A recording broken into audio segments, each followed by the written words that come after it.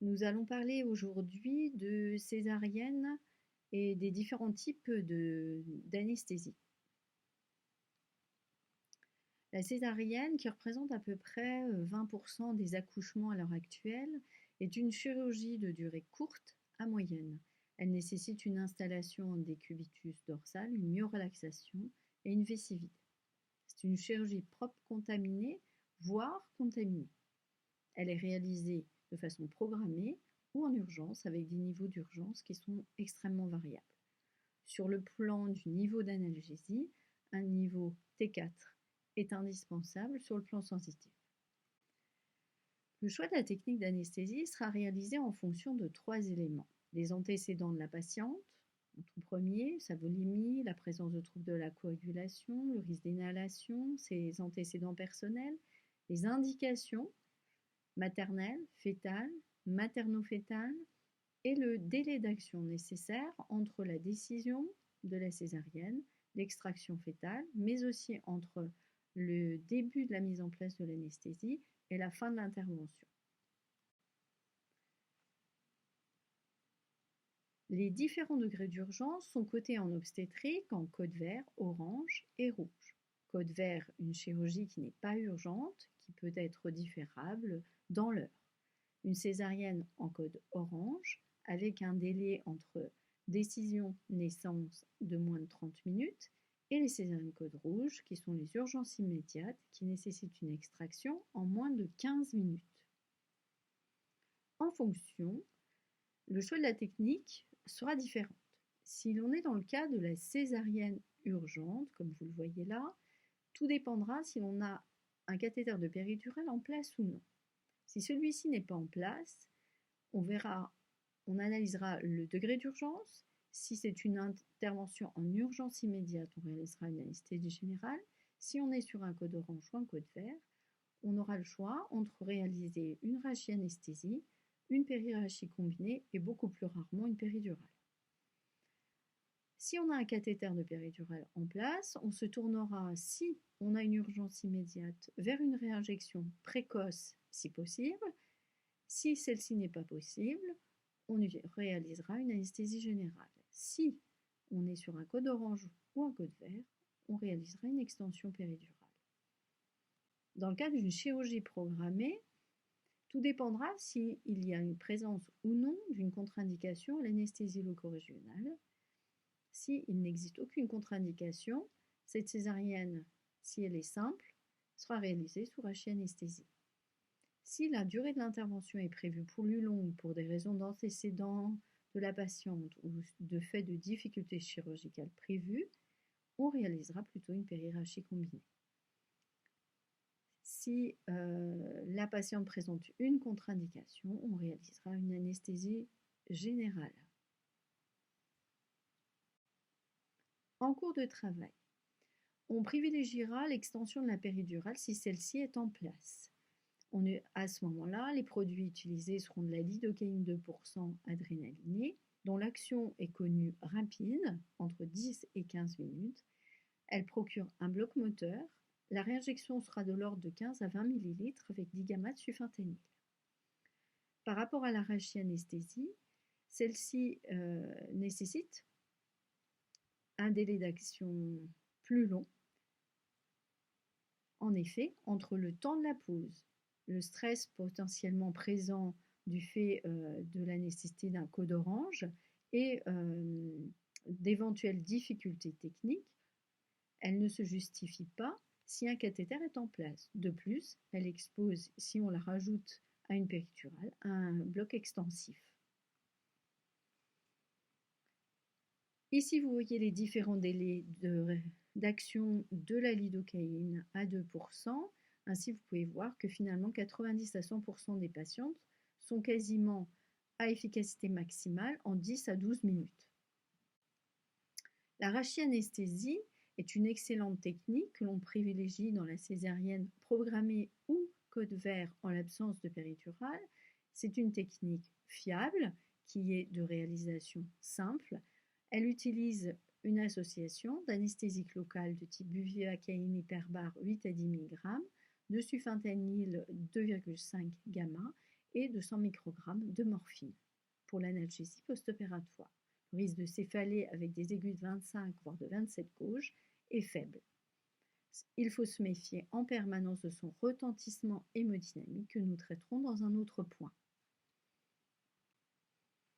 La périrachie combinée. Ces indications privilégiées sont la césarienne programmée ou en urgence côte vert. Dans des situations où la patiente présente un risque hémodynamique particulier, comme par exemple les cardiopathies ou présente un risque respiratoire, ou dans les chirurgies où la durée d'intervention est prévue inhabituellement plus longue que celle que pourrait couvrir une rachianesthésie. L'avantage, c'est que ces effets hémodynamiques sont réduits par rapport à la rachianesthésie single shot et que le niveau supérieur du bloc peut être plus contrôlé. Ces inconvénients sont des délais de pause qui sont plus longs, le risque de brèche, un geste plus complexe et une installation moins rapide que la rachianesthésie. La technique peut se faire en un ou en deux espaces. Le mélange utilisé est identique à celui de la rachianesthésie, sauf que la dose de bupivacaine hyperbare peut être diminuée de façon avantageuse pour être mieux tolérée. Dans ce cas, en fonction des niveaux obtenus après stabilisation, une extension avec de la lidocaïne à 2% dans le cathéter de péridurale sera réalisée. Ainsi, dans ce tableau, vous voyez ainsi les niveaux obtenus avec différentes doses de bupivacaine mises dans la rachianesthésie, ainsi que les doses complémentaires de xylo 2% utilisées. Et surtout, ce qui est intéressant, c'est de voir l'incidence de l'hypotension, les doses utilisées de vasopresseurs, l'incidence des nausées et vomissements, qui prouvent bien que plus la dose d'anesthésique locale est diminuée, plus l'anesthésie sera mieux tolérée.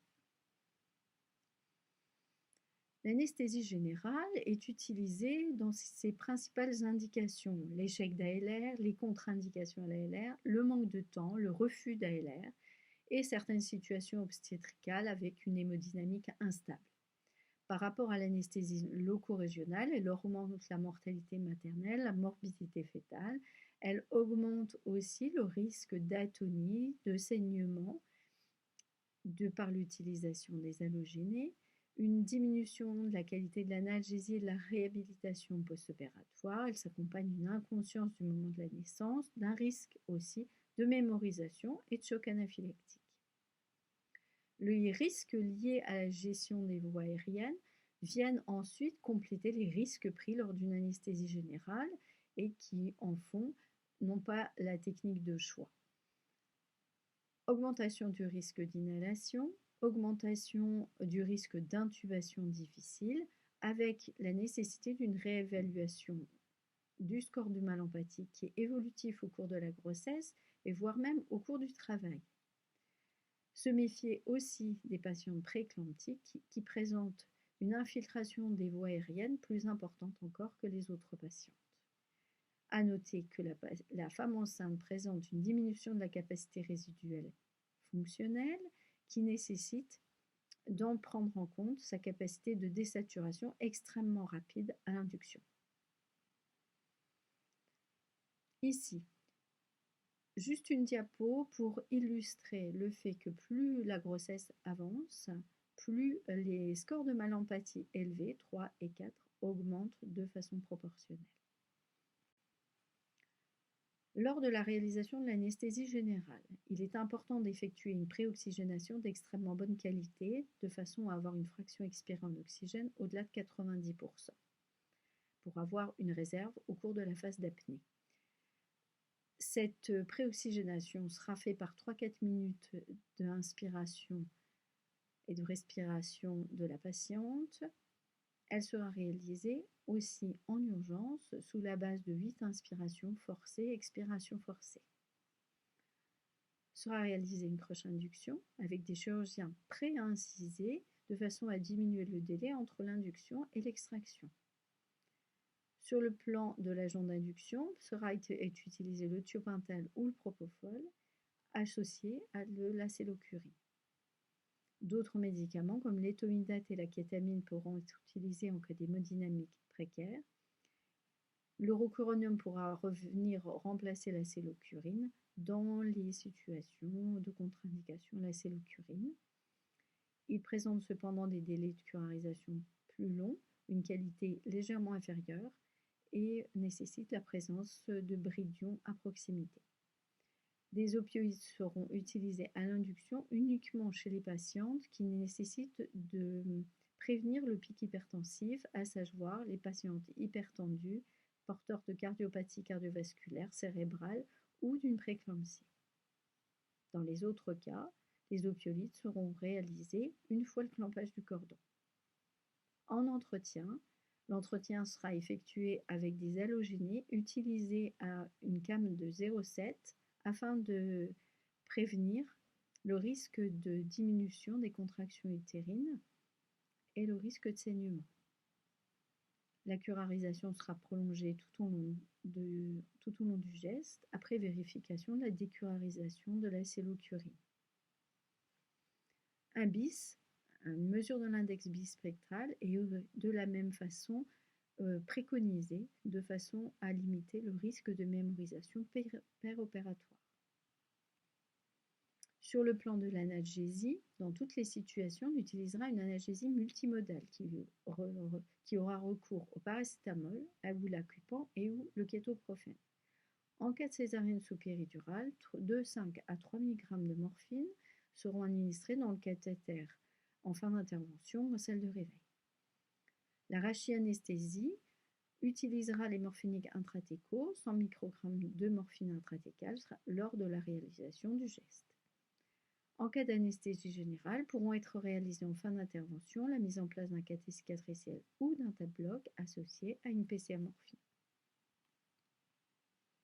Sur le plan de toutes les mesures communes à quel que soit le type d'anesthésie, la patiente bénéficiera de la prise d'un antiacide avant l'intervention sous forme de cimétidine effervescente.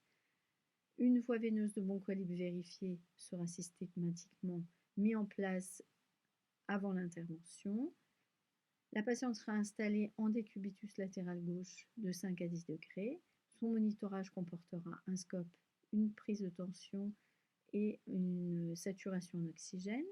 Dans tous les cas, le plateau d'intubation et le plateau d'anesthésie seront prêts, l'aspiration vérifiée, de l'éphédrine et de l'atropine, soit sous forme pré-remplie, soit dans un plateau, seront à disponibilité.